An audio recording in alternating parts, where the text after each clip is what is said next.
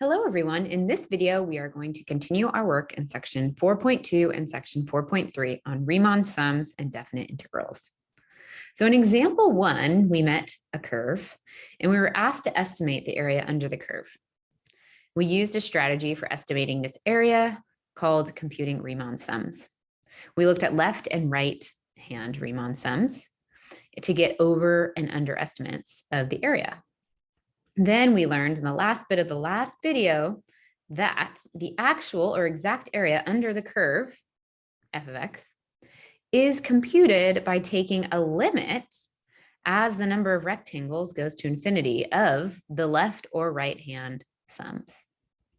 So we have a name in calculus for this exact area under a curve, and that is the definite integral.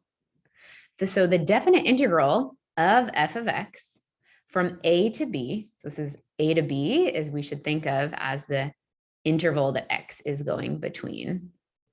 So from x going between a to b is the limit of the right and left hand sums as the number of rectangles approaches infinity. And how do we write this? We have notation for this definite integral. It looks like the following. This elongated s here, sub a, superscript b, f of x, that's our function, and then with respect to dx. So we can think of this as if, or rather we can recognize this notation as looking similar to those sums that we were computing.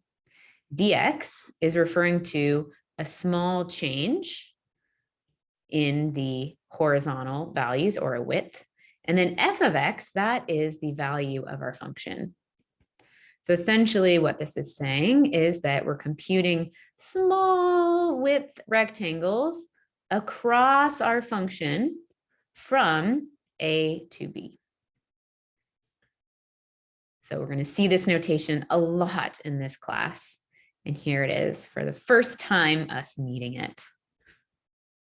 All right, so now let's take a look at example 2, where we revisit the work we just did in example 1, but using this new language and notation that we just met. So in example 2, it says, use the results of example 1 to estimate the definite integral from 0 to 2 of e to the x squared. And so typically we don't say definite when we're talking about this integral. We would just say this is the integral from 0 to 2 of e to the negative x squared. And you'll see why we don't need to include definite part here, because in the next section, we're going to meet the non-definite integral, and you'll see why the difference is not needed. Awesome. All right. So what we just saw in the end of example 1 was that an approximation of the area under the curve was computed by using the average of the left hand and right hand sums using 30 rectangles. 30 is a lot of rectangles. So if we use a lot of rectangles, like 30, we have a left and a right hand sum. So that area will be somewhere in between. And taking the average is a good way to estimate an in-between. So using this estimate of 0.882, we can estimate this definite integral. So we would say that the integral from 0 to 2 of e to the negative x squared dx,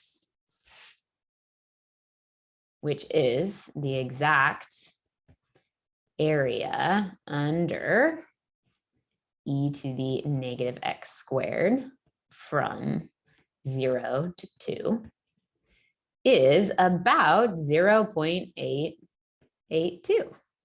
And again, we can recall this by looking again or seeing part C of example 1 above. All right, nice job using that new term that we just learned.